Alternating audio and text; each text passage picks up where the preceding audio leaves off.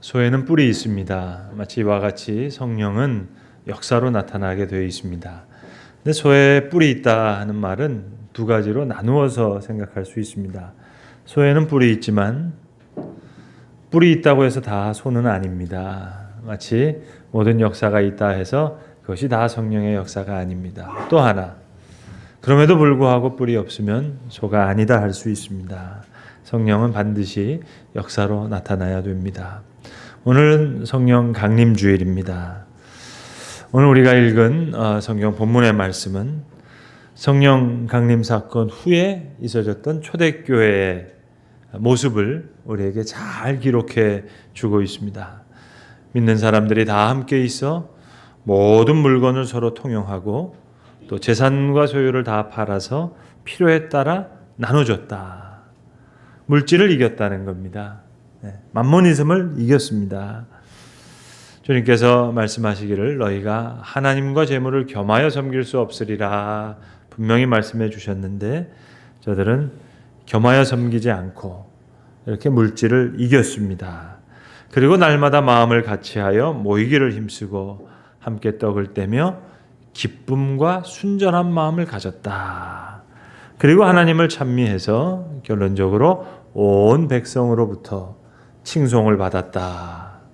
이것이 오늘 성령의 역사를 드러내고 있는 초대교회의 모습입니다.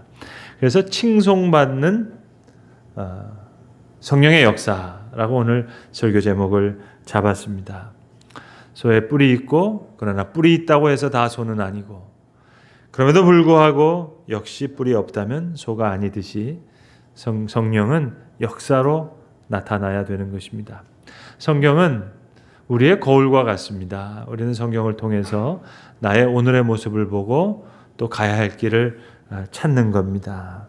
그래서 오늘 우리 교회가 정말 칭송받는 성령의 역사 가운데 있는지 아니면 어법이 좀 이상한데 칭송 못 받는 안성령의 역사 가운데 있는지 이걸 좀 살펴봐야 되겠습니다. 정말 재물과 맘모니즘을 이기고 있는지 아니면 하나님과 재물을 겸하여 섬기려고 하고 있는지 온 백성으로부터 칭송을 받고 있는지 아니면 주변으로부터 비난을 받고 있는지 기쁨과 순전한 마음이 우리 가운데 있는지 아니면 없는지 그걸 우리가 다시 물어야 되는 줄로 압니다. 지난 주간에 UCLA 교수로 계신 옥성득 교수님이란 분을 뵀습니다. 네, 옥 교수님은 목사님이십니다. UCLA는 미국에 있는 대학 중에서도 가장 한국학이 지역적으로도 그렇죠. 한국학이 제일 발달되어 있는 학교인데 거기 한국학 연구소에 세 분의 석자 교수님이 계십니다. 한 분은 한국 불교를 연구하시는 분이고 또 다른 한 분은 샤머니즘을 연구하시는 분이고 또 다른 분이 이제 한국 개신교, 기독교를 연구하시는 분인데 그래서 이 옥성득 교수님은 목사님이십니다. 저랑 미국 유학 중에 1년간 같은 학교에서 공부를 하신 분인데 이제 그분이 여기 UCLA 석자 교수인 그 옥 교수님이 오셔서 한국의 한 학술 대회에서 논문을 하나 발표하셨습니다. 근데 그 논문의 내용이 뭔고 하니 1920년대부터 40년대 평양신학교를 중심으로 한 소위 이걸 서북 기독교라고 합니다. 저 평북, 선천, 재령 이런 곳이 기독교가 강하게 왕성하게 있었던 곳이거든요. 그리고 평양 이런 곳에서 있었던 한국 초대교회를 이끌었던 서북 기독교의 모습 여기에 대한 긴 논문을 쓰셨어요. 분량은 한 원고지 한 300매 이상 되는 긴 분량인데 발표를 하시면 한 3시간은 더 필요할 것 같은데 30분 발표하셨어요. 너무 아쉬워서 제가 따로 만나서 식사를 같이 하고 또 차를 나누면서 오랜 시간 제가 질문하고 또 대답을 듣는 그런 시간을 가졌습니다. 늘 느끼는 바인데 성경이 거울이듯이 역사도 우리에게 거울이다 하는 그런 생각을 해봅니다. 때로 역사가 반복하니까는요. 그리고 창조적인 미래를 우리가 얻기 위해서는 역사에 대한 분명하고 올바른 해석이 전제되어야 된다 하는 것을 다시 한번 느꼈습니다.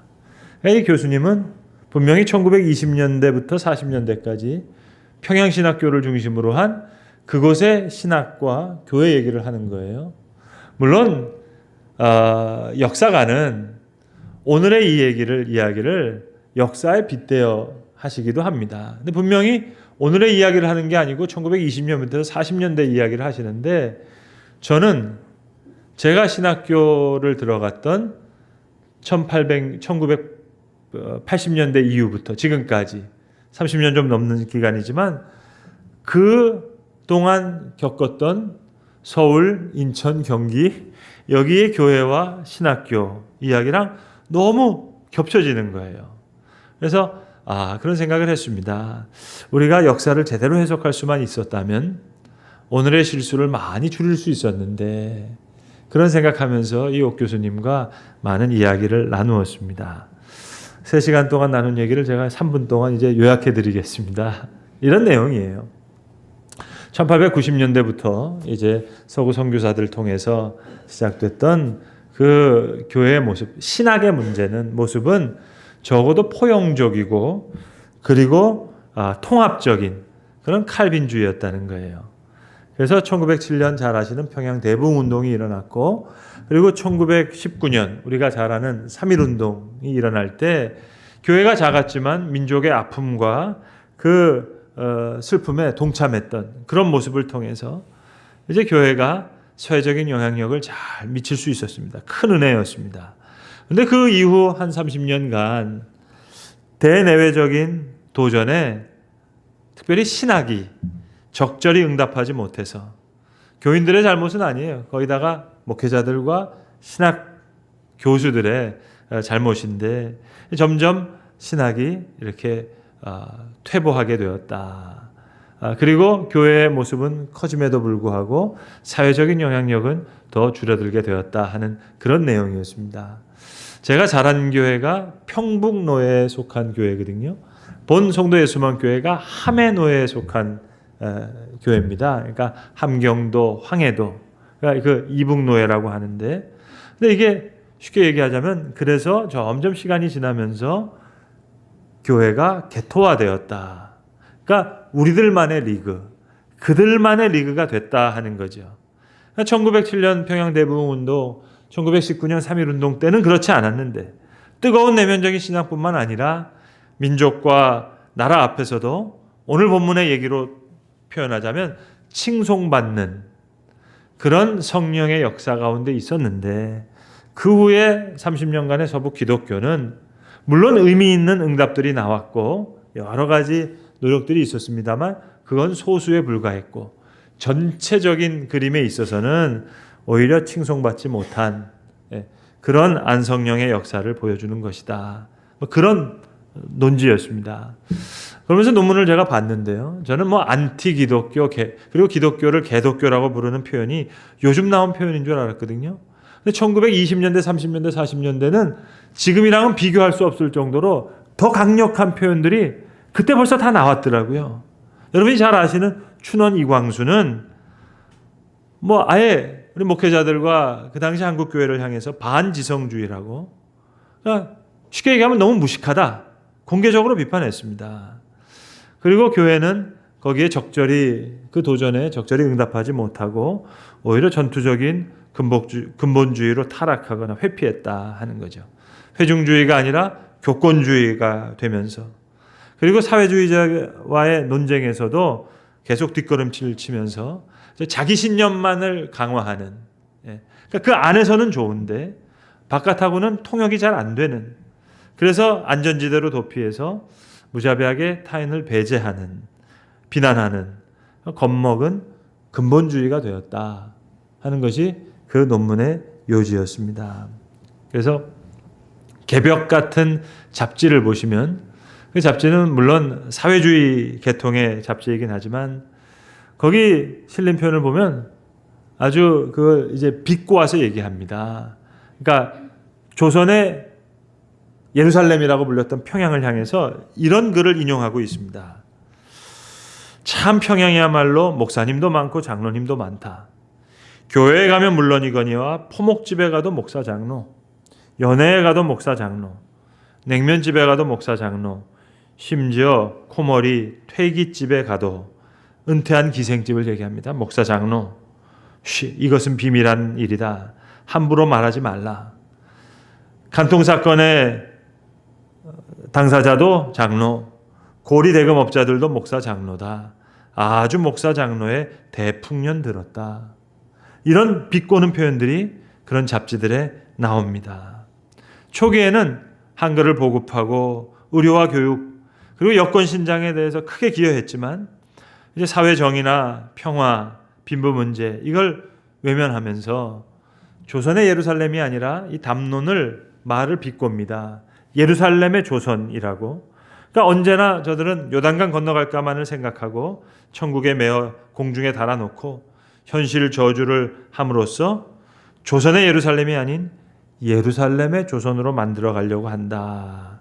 그러니까 부흥사들, 기적 전매 특허자들, 그래서 과거 조선 미신보다 사회에 해독을 더 미쳐서 한국어를 쇠락해 하는 계명한 미신, 기독교를 전파한다.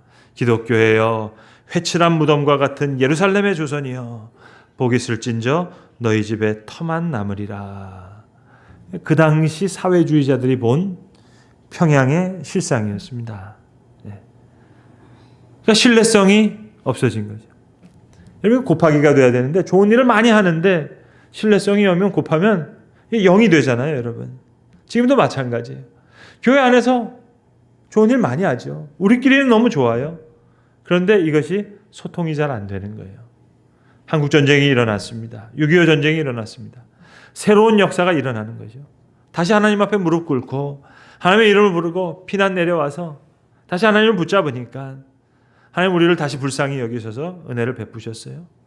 많은 우여곡절을 겪으면서 50년대, 60년대를 지나가서 이제 7, 80년대 경제성장과 함께 교회가 이제 외적으로 부흥하게 되는데요. 그 끄트머리에 80년대 말에 제가 신학교 입학한 거죠. 그러고 나서 지금까지 30년. 교회는 대형화되기도 하고 뭐 외형적으로는 그랬습니다마는 교권주의와 반지성주의 그리고 사회로부터는 점점 개토화되는 안티 기독교가 일어나는 이런 이야기들. 저는 옥 교수님의 그분은 분명히 평양 얘기 30년을 얘기하는데 그게 제가 경험한 30년과 이렇게 겹쳐지더라고요. 저는 이런 생각도 해보는 사람이거든요. 만일 통일이 된다면, 그래서 북한 선교의 문이 열려진다면 적어도 일정 기간 한국 교회가 정말 겸손하게 영적인 모라토리움을 선언하면 어떨까? 그러니까 선교에 대한 파산 선고죠. 오히려 북한 선교, 회개하는 모습으로. 선교의 길이 열려졌다 하더라도 적어도 몇 년간은 우리 선교하지 말자. 다 선교할 자격이 없다. 이 땅에 이 교회를 저기에 이식시킬 수가 없다. 도저히. 그러니까 우리 서로 가서 교회 세우려고 하지 말고 적어도 회개하는 마음으로 아무것도 하지 말자. 1920년대부터 40년대까지 이 역사에 대한 신학적 반성부터 해야지. 그래야 뭔가 신학을 이야기할 수 있지 않겠어요? 만약에 칭송받지 못한 그런 안성령의 역사라면 그걸 먼저 회개하고 다시 한번 칭송받는 성령의 역사 가운데 쓰여지기 위해서 다시 한번 우리는 우리를 돌아봐야 되지 않을까. 그러지 않으면 하나님께서 역사하시거든요. 높은 산을 헐어서 낮추시기도 하시고 평평한 대로를 만드시기도 하시고 그게 성경의 역사고 지난 2000년 동안 있었던 기독교의 역사였습니다. 오늘 본문에도 성령의 역사는 만모니즘을 이기는 것으로 표현됐어요. 믿는 사람들이 다 함께 있어 모든 물건을 서로 통용하고 또 재산과 소유를 다 팔아 각 사람의 필요를 따라 나눠주고 과연 교회와 성도들이 오늘 만모니즘을 이기고 있는지 이거부터 다시 물어봐야죠. 그냥 우스개 얘기인데요. 그냥 친한 권사님들이 모여서 농담 삼아 이렇게 게임을 하시면서요. 화투를 치시면서 어떤 권사님이 그러셨대요. 주여 주실 줄로 믿습니다 하고 쳤답니다. 여러분 화투판에 성령이 역사하겠어요? 우스개 얘기지만 우리는 부동산 투자한 거 땅값 좀 올라가고 내 아파트 값이 올라가면 하나님 은혜라고 생각해서 할렐루야 아멘. 뭔가 논리적으로 비슷하다 생각하지 않습니까? 성령의 역사는 그런 게 아닌데, 하나님과 재물을 겸하여 섬길 수 없는데, 맘모니즘을 이기는 성령의 역사, 그 역사, 1907년 평양 대웅운동이 일어났고 1919년 3.1운동은 그건 뭔가 중심에 서고자 했던 것이 아니라 하나님이 개척하시는 변방, 그곳이 깊은 곳이었어요. 마치 밤새도록 물고기를 잡다가 물고기를 잡지 못한 베드로에게 주님이 그렇게 얘기하시잖아요. 다른 편에 그물을 던지라. 우리는 어떻게 보면 다른 편에 그물을 던져야 될지 모르겠습니다. 중심을 지향하는 것이 아니라 변방을 섬기는, 그러니까 높아지는 게 아니라 깊어지는. 성령님은 높아지는 걸 좋아하시는 분이 아니세요. 깊어지는 것을 좋아하시는 분이지. 오늘 초대교회 성도들이 높아진 사람들이었습니까? 아니에요. 깊어진 사람들이었어요. 그들에게 하나님의 역사가 임하시는 겁니다. 제가 누누이 이야기하지만 복음의 역사는 부러운 사람 되는 거 아니에요, 여러분. 고마운 사람 되는 거지. 근데 교회가 그동안 부러운 회장님, 부러운 사장님 만드는 거, 그거 복음의 역사라고, 성령의 역사라고 그렇게 오해한 적이 있었거든요. 아니에요. 성경은 고마운 친구가 되는 거고, 고마운 엄마가 되는 거고, 고마운 이웃이 되는 거예요. 그 고마운 사람이 된 게 너무 부러운 거예요. 그걸 부러워하는 거예요. 그래서 오늘 온 백성들이 저들을 칭송했다, 이것입니다. 이미 역사하신 성령의 역사를 우리가 잘 가꾸고 그리고 키워가야 되길 텐데, 그렇게 하지 못한다면 늘 하나님께서 친히 역사하셨습니다. 느부갓네살 왕을 통해서 유대의 성전을 회파하시기도 하시고, 또 포로로 잡아가서 거기서 다시 새로운 영적인 기운을 일으키시기도 하시고, 1920년대부터 40년대까지 이 옥 교수님이 설명한 대로 평양신학교의 신학이 퇴보되고 교회가 외향적인 모습에서 내면적으로는 허실해질 때 하나님은 전쟁을 통해서도 새로운 역사를 이루시고, 오늘도 우리가 이 역사의 모퉁이, 변혁의 모퉁이 살아가고 있습니다. 신학이 퇴보한다면, 신학이 위축된다면, 또 교회가 하나님의 역사, 시작하신 성령의 역사를 잘 갖고 오가지 못한다면 하나님 다시 강력하게 성령의 역사를 이루시겠죠. 그러니까 칭송받지 못했던 그런 성령이 역사하셨던 역사가 있었다면 우리는 가슴 아프게 회개하고 뉘우치고, 그러니까 오히려 지금 뭘 하겠다는 생각을 버리고 오히려 아무것도 할 수 없음을, 아니 다시 한번 내 내면을 비워내는 그러한 시기가 필요하지 않을까, 그러한 시기를 우리가 살고 있지 않을까, 그런 생각을 해봅니다. 하나님과 재물을 겸하여 섬길 수 없으리라 말씀하셨는데, 우리는 하나님과 재물을 겸하여 섬기기 위해서 애썼잖아요. 그러니까 오늘 성경 본문이 너무 낯설잖아요, 여러분. 오늘 성경 본문이 이해가 되세요? 이건 이미 우리가 할 수 없는 일이 되어버렸잖아요. 모든 물건을 서로 통용하고 재산과 소유를 팔아 각 사람의 필요를 따라 나눠주고, 도저히 할 수 없는 일이 되어버렸어요. 물론 우리는 자본주의에 살아가고 있고 자유시장 경제 가운데 살아가지만 맘모니즘, 이걸 이겨야죠. 오늘도 하나님을 주인으로 모시고 재물을 종처럼, 성실한 일꾼처럼 부릴 수만 있다면 귀한 일 감당할 수 있게 될 텐데, 그러면 재물이 주인이 된 순간 아주 못된 주인이 됐거든요. 우리가 종이 되어버렸단 말입니다. 그러니까 교회가 세상과 똑같아졌어요.